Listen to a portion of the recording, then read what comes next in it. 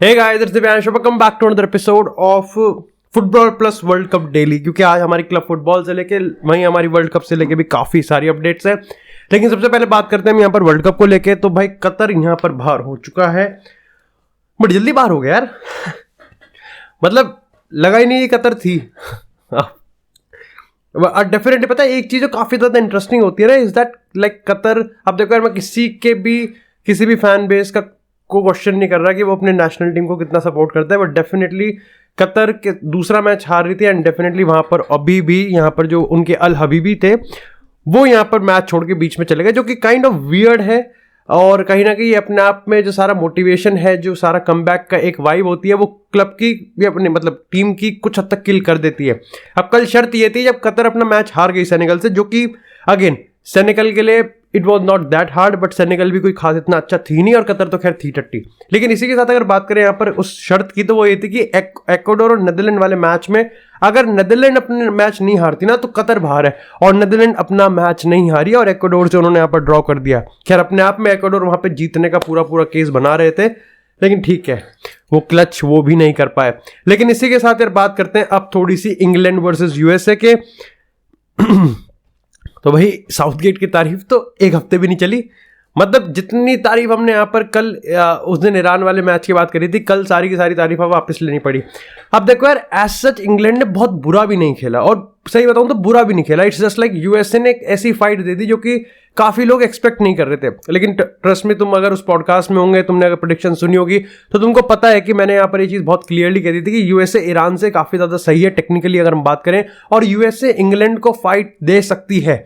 शर्त यह है कि वो देना चाहते हैं या फिर नहीं चाहते हैं। और मैं अभी भी इस चीज पे एग्री करता हूं, और मैं अभी भी इस चीज पे बिलीव करता हूं कि यूएसए और ईरान में USA would be the one जो कि यहां पर इंग्लैंड के साथ राउंड ऑफ 16 में क्वालिफाई करेगी। हाउएवर अभी भी मैच काफी ज्यादा इंटरेस्टिंग बना हुआ है, क्योंकि अब शायद से यहां पर यूएसए वर्सेज ईरान का ही मैच है। हाँ, यूएसए वर्सेज ईरान का मैच है। इसी के साथ यहाँ पर वेल्स भी बाहर हो गई है, तो गैरेथ बेल के लिए खैर बुरा भी लग रहा है काफी ज्यादा। लेकिन यहां पर अगर हम इस मैच की बात करें ना, भाई हैरी मैग्वायर की परफॉर्मेंस है। मतलब यार हैरी मैग्वायर ना कभी कभार तो दिल से लग जाता है कि यार ये 80 मिलियन का प्राइस टैग भी ना जस्टिफाई करता हुआ दिख जाता है इंग्लिश नेशनल टीम में। बस साले को कल फुटबॉल में पता नहीं क्या हो जाता है। लेकिन ओवरऑल भाई हैरी मैग्वायर की परफॉर्मेंस बहुत ही ज्यादा सही थी। एक सबसे बड़ा सवाल ये था कि भैया साउथगेट साहब, फिल फोडन कहाँ है? भाई मैंने अपनी प्रेडिक्शंस में वर्ल्ड कप स्टार्ट होने से पहले मैंने ये कहा था कि फिल फोडन इस इंग्लैंड टीम का हुकुम का इक्का होगा। अबे गायब है इक्का, वो पता नहीं किसके साथ खेल रहा है। अब देखो यहाँ पर जिस तरीके से भी, इवन इफ फिल फोडन की हम बात करें, जैक ग्लिश की बात करें, मार्कस राशफोर्ड की बात करें, ये अगर बेंच पे भी बैठे ना तब भी गैरेथ साउथगेट अगर कोई स्टार्टिंग 11 फील्ड अप करेगा वो भी बहुत ज्यादा स्ट्रांग होगी। एंड डेफिनेटली मैं उन किसी को भी ब्लेम नहीं करूंगा जो कि एक्सपेक्ट कर रहा था कि कल इंग्लैंड कंफर्टेबली जीत जाएगी, क्योंकि लाइनअप ही ऐसी थी। अब आप कह सकते हो कि रहीम स्टर्लिंग को यहाँ पर कंजर्वेटिव दिखाया जाता है, उसके साथ वो ज्यादा फेवरेटिज्म दिखाता है, लेकिन नेवरदलेस यहाँ पर जो भी लाइनअप होती है वो काफी ज्यादा सही होती है।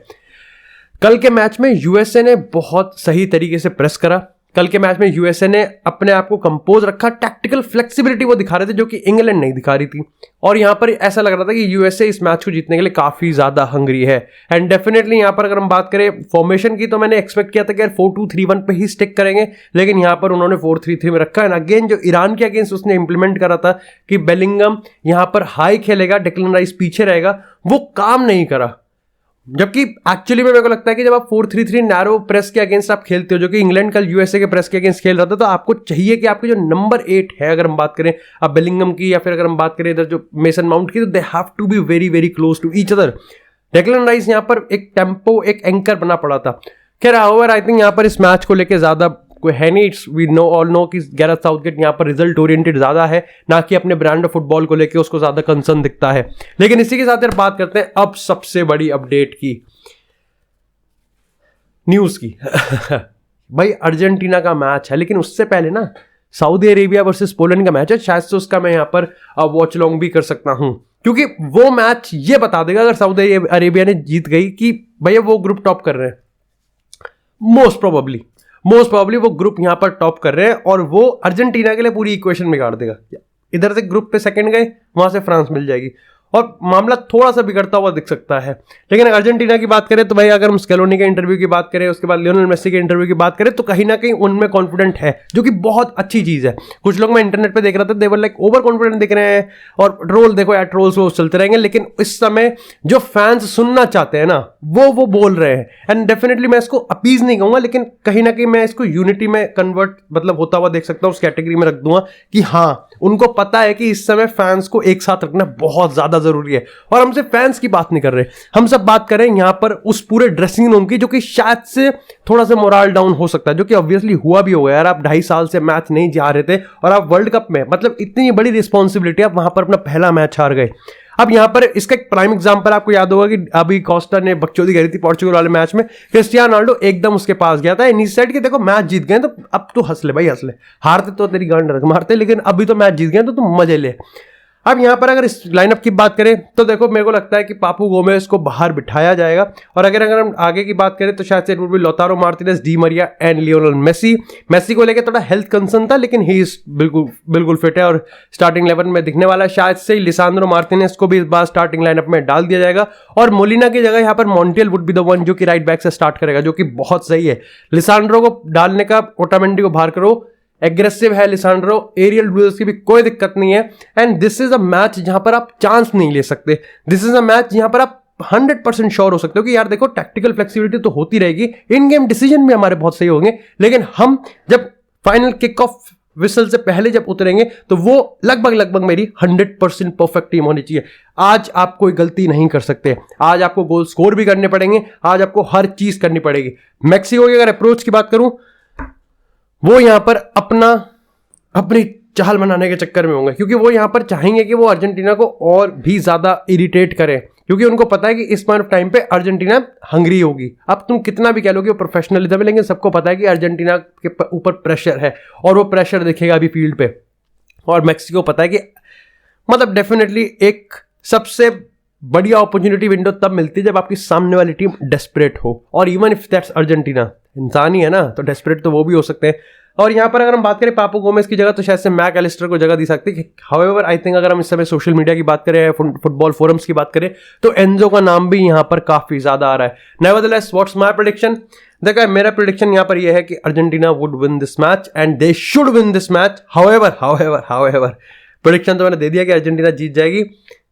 अगर आज यहां पर बकचोदी करी ना, तो भैया उनके लिए केस बहुत ही ज्यादा कमजोर होता हुआ दिख रहा है यहां से। फिर मेरे को लगता है, और अगर आज जीत भी गए ना, मैं तो तब भी नहीं कह रहा कि अर्जेंटीना टॉप कर जाएगी, but that depends on Saudi Arabia's match, कि अरेबिया वालों के जो जोश है, जो हौसले हैं, वो कितने ज्यादा दबंग है। लेकिन खैर, इसी के साथ यार बात करते हैं अब थोड़ी सी क्लब फुटबॉल की। और सबसे पहले एक छोटी सी अपडेट आई है क्रिस्टियानो रोनाल्डो के रिगार्डिंग, जो कि हमने कल के एपिसोड में थोड़ी सी टाइम बात करी थी कि रियल मैड्रिड ने फाइनली यहां पर शायद से अपना डिसीजन बनाते हुए दिख गया है। अगर DROS की रिपोर्ट की हम बात करें, अब आप इस पर कितना बिलीव करते कितना नहीं, उन्होंने यहां पर ये चीज कहा है कि Real Madrid will not sign Cristiano Ronaldo in the upcoming January transfer window. Even if यहां पर रोनाल्डो अगर हाई पे कट लेने के लिए भी तैयार है, तब भी यहां पर रियल मैड्रिड रोनाल्डो को साइन नहीं करेगी। अब इसके पीछे यहां पर 3 रीजन है। सबसे पहला रीजन यहां पर यह है कि क्रिस्टियानो रोनाल्डो सेकंड फिडल नहीं खेलेगा, क्रिस्टियानो रोनाल्डो को गेम टाइम चाहिए। एंड ऐसे में जब रियल मैड्रिड की अगर हम बात करें, देखो तुम और मैं यहां पर कह सकते हैं करीम बेंजेमा क्या कर रहा है क्या नहीं कर रहा, लेकिन रियल मैड्रिड और पर्टिकुलरली कार्लो एंसेलोटी बहुत ज्यादा बिलीव करते हैं करीम बेंजेमा कि हाँ भाई ये एक सीजन और क्लच कर सकता है हमारे लिए। इसी के साथ जो दूसरा रीजन है वो है पेरेस का अननोन है कि पेरेस रोनाल्डो के बीच में लिंक है। It's like same Laporta and Messi वाला, कि यहाँ पर क्या लिंक है, अननोन है, नहीं करना चाहते, ईगो कितनी है क्या नहीं है। और ऐसे में डेफिनेटली अनलाइक लेपोर्टा, पेरेस तुमको पता है कि उसका काम करने का तरीका कैसे है, उसको फक नहीं है, उसको नहीं फर्क पड़ता है कि यहाँ पर रियल मैड्रिड के फैन अगर चिल्ला के कह रहे हैं कि रोनाल्डो को साइन करो। और तीसरा यहाँ पर कार्लो एंसेलोटी, काफी लोग एक्सपेक्ट करते हैं कि कार्लो एंसेलोटी और रोनाल्डो का रिलेशनशिप तो बहुत बढ़िया है, क्या कार्लो एंसेलोटी मना सकता है। अब देखो कार्लो एंसेलोटी की अगर रीसेंट इंटरव्यूज की हम बात करें या फिर रीसेंट हिंट्स की हम बात करें, तो उसने ये चीज बता दी है, शायद से क्लियरली भी कह दी थी पिछले साल तो, कि रियल मैड्रिड रोनाल्डो को साइन नहीं करेगी। एंड एब्सोल्युटली उसने ये तक भी कह दिया कि एक्चुअली में रियल रोनाल्डो छोड़ो, रियल मैड्रिड तो किसी को भी साइन नहीं करेगी। वहां पर मेरे को इग्नोरेंट लग जाता है। एट द सेम टाइम हम बात करते हैं अपनी दूसरी स्टोरी की, और वो रियल मैड्रिड से ये कि जब आपका मैनेजर ये कहता है कि हमको किसी और प्लेयर की जरूरत नहीं है, तब आप नेपोली के मिडफील्डर लोबोत्का से यहाँ पर लिंक्ड हो रहे हो। अब देखो लिंक होना कोई बहुत बड़ी बात नहीं है, लेकिन ये एक अलग, मतलब इट्स लाइक अलग ही दिशा है यार ये।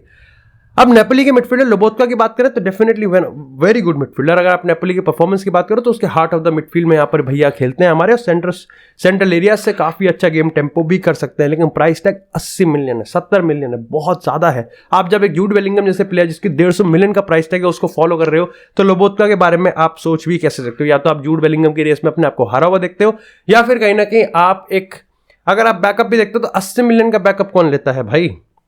जूड बेलिंगम को तो चलो मैं फ्यूचर का मान सकता हूँ, बट क्या लोबोत्का को भी हम फ्यूचर मान रहे हैं? और अगर मान रहे हैं तो क्या जूड बेलिंगम को पास्ट?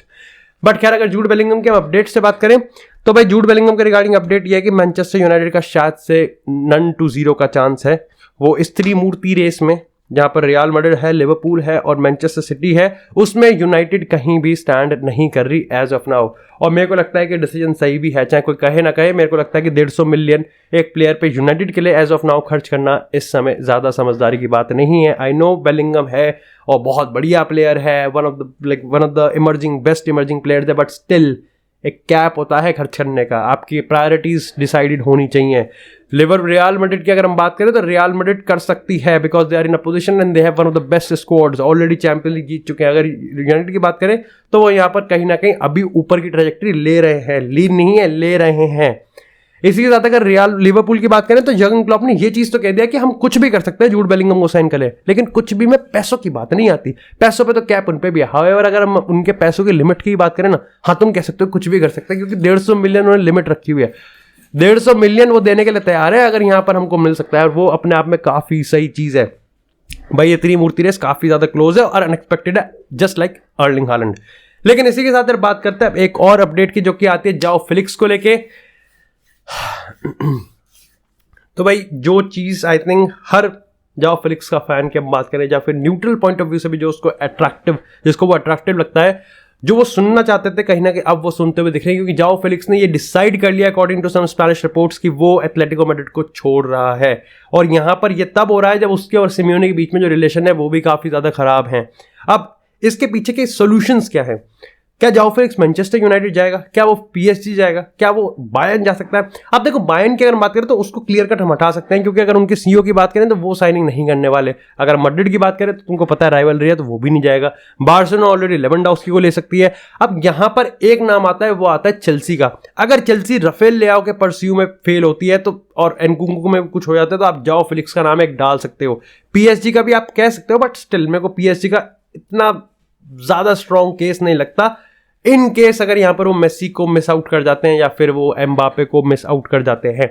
साथ ही अगर हम बात करें यहाँ पर मैनचेस्टर यूनाइटेड की, now United could be very opportunistic in this scene, क्योंकि आप देखो जाओ फिलिक्स खुद अब रिवोल्ट कर रहा है, तो ऐसे में जो प्राइस टैग है एथलेटिको की ज्यादा चलेगी नहीं।